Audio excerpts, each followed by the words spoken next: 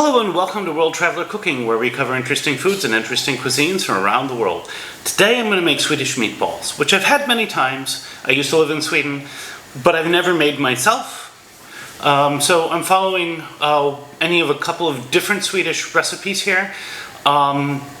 Links to those will be in the video descriptions if you're watching this on YouTube or Patreon. Along with the recipe, at least as I've translated and mixed them together. Otherwise, you'll find the links to places you can follow my work in the video description itself. Love to see you around. Now, the ingredients here, by all accounts, are very simple. The process is very simple. This isn't a complicated dish, actually. So, we have half an onion, 1 egg, 5 tablespoons of breadcrumbs, 50 milliliters of milk. I just weighed out 50 grams, that should work. Half a kilogram of ground beef, or you can use a mixture of beef and pork. I'm using beef today because it's what I can easily grab at the grocery store here in Indonesia. Obviously pork's a little harder to come by than beef. We have our spices, which are a teaspoon of salt, a 1/4 teaspoon or so of black pepper. Now, technically this is, I think, a quid, so it means a spice spoon, which is like 1/5 of a teaspoon, but a 1/4 teaspoon should be fine. And then a 1/2 teaspoon of sugar. So that's what we have.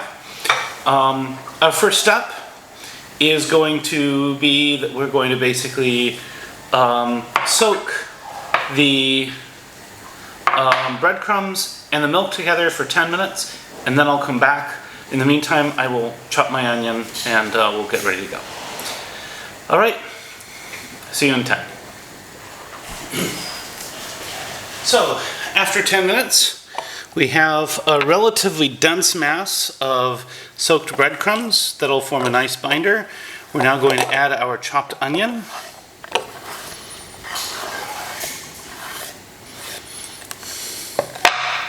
Our spices. Our egg. Oops. And the meat. And yep.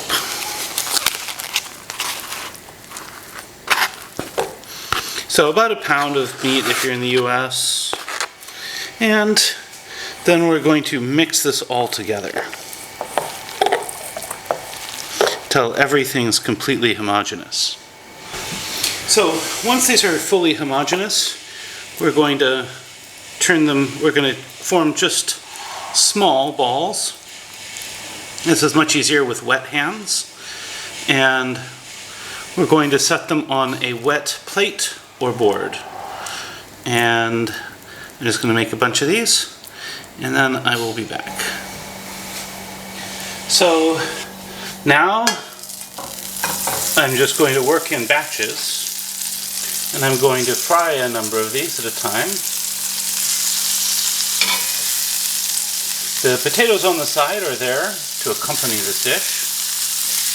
And I'll probably cook, I'm not sure how many of these I'll cook at once.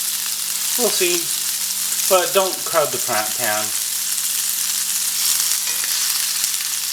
That's probably good. We want to be able to roll these around freely and make sure that they cook all the way through and on all sides. So, now, if your pan starts to get too hot, like mine did a little bit ago, you can add a few more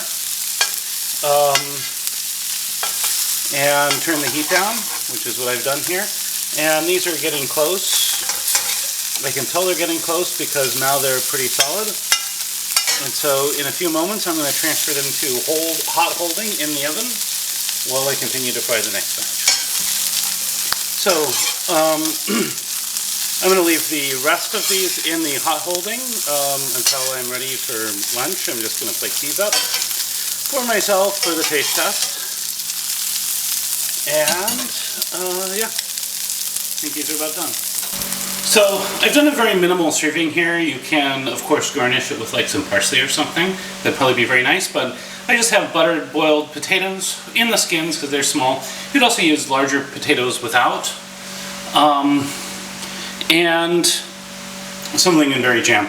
Sometimes people also serve this with like a gravy, but it's not always the case, so I'm doing the minimal version today. I'll do the gravy at some point in a different video. And now for the taste test. Now first I'm going to try one just straight because I've had these many times in Sweden, just plain. The flavor is spot on. These came out really, really well. Just perfect.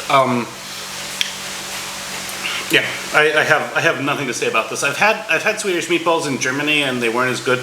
These are good. These are authentic. They're proper. Now I'll put some with some lingonberry. So lingonberry brings out a lot of extra flavors. It's really delicious. Highly recommended. Definitely, I like it with the lingonberry. In fact, I think I like it better with lingonberry than I do with any of the sauces. So take that for what it's worth. Now, if you like this content, you'd like to see more of it, please like, share, and subscribe. If you have anything to say about this video, I'd love to hear from you in the comments. If you're watching this on YouTube or Patreon, the recipe's in the description. Otherwise, recommend you check out my channels there. TikTok descriptions are not great for the recipes. Bon appetit. See you next week.